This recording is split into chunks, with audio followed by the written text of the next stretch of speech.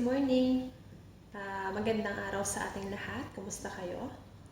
So, ngayong araw is, dahil wala akong mai-content, ngayon is, samahan nyo na lang ako kung paano ako naglilinis ng exhaust fan.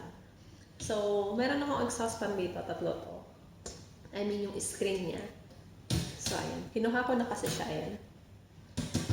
Ayan. So, actually, ang ginagawa ko, every week is nililinisan ko to. Hindi ako pumapalya na linisan ko to. So, ayan, kanatanggal lang natin. Pero, hindi siya, kahit tinanggal ko siya, 1 week ko na tong ginamit. Pero, makikita nyo yung kamay ko, wala siyang mantika or yung grease. So, ayan, kahit ilagay ko pa sa mukha. So, ngayon guys, ang sekreto ko, bakit hindi siya ganun kamantika, kahit 1 week ko na siyang ginamit, ayan, as in wala. Usually dito lang, pag ayan, bumabakat-bakat yung kamay ko. Ang sekreto ko kasi, ginagamitan ko siya ng, every time na maglilinis ako is ginagamitan ko siya ng boiling water. So, eto, lilinisan natin. At may ginagamit kasi ako dyan. Kaya yun yung sekreto ko din. Kung bakit hindi siya ganong ka mantika. Or siguro dahil isa pang tip is siguro dahil regular ko siyang nililinisan. So, diba? Pwede kong ikuskus yung mukha ko dito. So, ayan, nagamit lang ako nito. Magic Clean. Ayan, pang kusina to.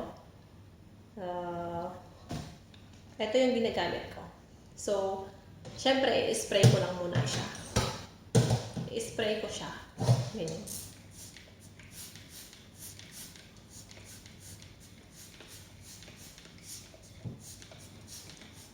Ayan. Isa-isahan ko silang i-sprayhan. Sa likod at sa unahan. So, ito yung itsura niya. 1 week ko na siyang ginamit, pero yan. Diba? Pero kasi ang isa pang sekreto ko, everyday ko siyang pakatapos ko magluto is, since na ako lagi dito sa kitchen, at ako din lagi ang nagluluto is, every night is nililinisan ko siya. I mean, pinupunasan ko. Pero yung ganitong linis is, once a week ko lang siyang ginagawa. So, yan, isprayhan natin. Diba? Para magpapaligo lang tayo.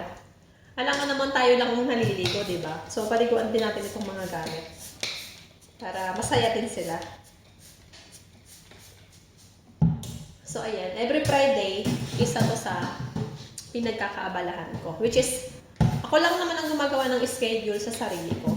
Depende sa akin. Pero, at least para alam ko kung ano yung schedule ko is nagsiset na lang ako ng day kung kailan ko siya gagawin. So, ayan. At meron na akong pinakulo ang tubig. Nagpakulo na tayo ng water. At bago ko siya, gagamitan ko siya ng basahan para punasan. Para matanggal natin yung mga dumi. Sorry guys. Allergy kasi ako sa mga matatapang na amoy. So, pupunasan ko siya, ganyan. Punas-punasan natin. Actually, para lang siguro matanggal yung not siguro, para matanggal yung mga mantika. Kasi kahit papaano, meron pa rin naman siyang tawag dyan, manti-mantika. Pero hindi nga lang siya ganun kadumi. So, yan yung mga sekreto ko. Kaya kahit ilagay ko pa to sa mukha ko, okay. Ayan. Punasan natin isa-isa muna. And then, after natin gawin yan is, bubuhusan natin siya ng kumukulong tubig. So, actually, nag-enjoy akong gumawa ng ganito kasi nakikita ko nga na malinis. So, alam nyo yun, pag malinis yung isang bagay is matutuwa ka. Ayan. Marami tayong natututunan sa buhay, di ba? Kaysa lagyan ko lang siya ng sabon at anlawan ko ng cold water. Mas maganda kung gagamitan natin siya ng boiling hot water. Boiling nga hot water pa. Ganun talaga. So, yan. Diba? Enjoy lang tayo. Alam nyo guys, habang nagtatrabaho kayo, just enjoyin nyo lang para at least masaya yung ginagawa yung isang bagay. So, since napunasan ko na siya ng nitong ating, hindi ko kasi masabi kung anong klase to, pero Magic Clean siya na pang kusina kasi incheck yung nakasulat. Ang English lang dito is yung Magic Clean. So, ayan. Ginamitan ko lang siya niyan. So, i-rinse ko lang yung basahan natin. Yung ating basahan. At kukuhanin ko na yung ating hot water.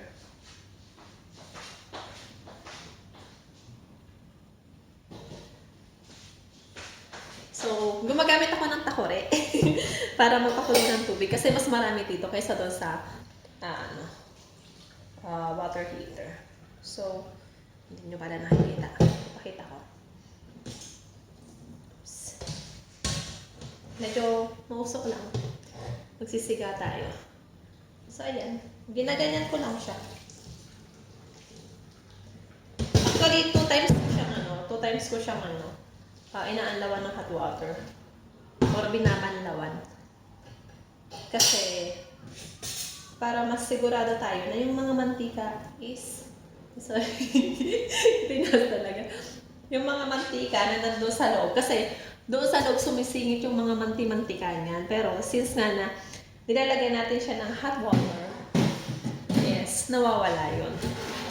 So kung may mga manti-mantika kayo dyan, kailangan lang gamitan ng hot water at matatanggal yan. Huwag lang yung mantika sa katawan. Pwede rin yung inom ka ng warm water. Oops. Ayan. Tama-tama kasi malamig ngayon. So, magpainit tayo sa usok ng kumukulong tubig. So, ganyan lang ang ginagawa ko guys. Tapos, di ba na ganito ko na siya. Ang gagawin ko naman is, sasabunan ko pa siya, and then i-rinse ko ulit siya ng cold water. And then yung pinaka-last thing na gagawin ko is, mag-iinit ulit ako ng tubig. At yun na yung pinaka-pinali natin. So, ayan. Ganyan lang.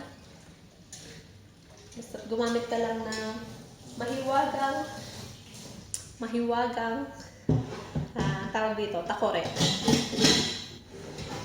So, maglagay ulit ako ng water sa ating takore. Anong tawag dito? Kettle. Ako si takore. Awinin ko sana, kaya lang nalala ko baka umulan. So, wag na lang. So, ganun ko lang siya kadaling ginagawa. Mabilis lang. Init ko lang ulit itong water natin. Para at least meron pa tayong gagamitin. At tapos natin magsabon ng ating exhaust fan ulit is ready na tong water natin. So, maya-maya, isa lang ko lang to. Ayan, magsabon na tayo ng ating exhaust fan. So, gumagamit lang ako ng any kind of sabon or dishwashing liquid. So, sasabunan ko lang din siya, ganyan. At mamaya makikita natin sobrang kintab. Diba? Alam niyo yung kintab, makintab. So, ganito lang kadali. Ewan ko sa iba, bakit parang hirap na hirap silang maglinis ng exhaust fan. Parang pabigat sa kanila kapag sinabing exhaust fan. Pero sa akin, easy lang yun, guys. Easy. Easy body. So, diretso lang tayo. Ilang minuto na ba?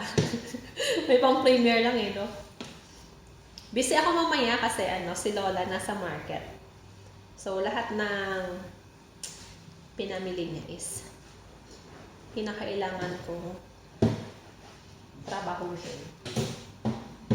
So, since na nagkaano kasi, pandemic, parang once a week na lang siya pumupunta ng market. Sila pala. Kaya, ayan.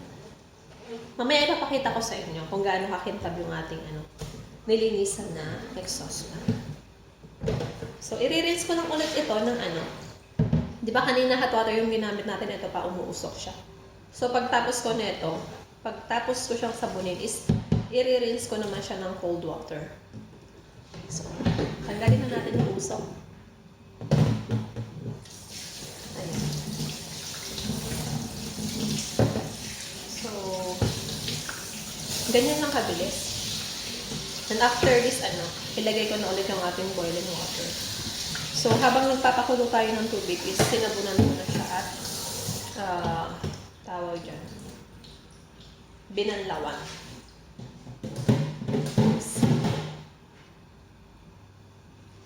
So, yun guys. Mamaya i-update ko kayo yung pagtapos ng ating ginawa. So, thank you so much.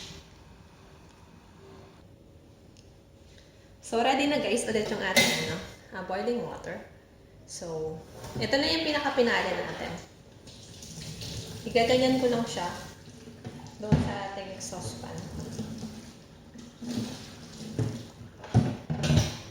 Magkabilaan.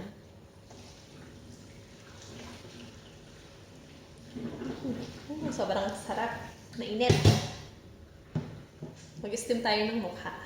Ayan, iluto natin. So, after ko siyang lagyan ng hot water ulit, is pupunasan ko to. Pupunasan ko siya ng ganyan.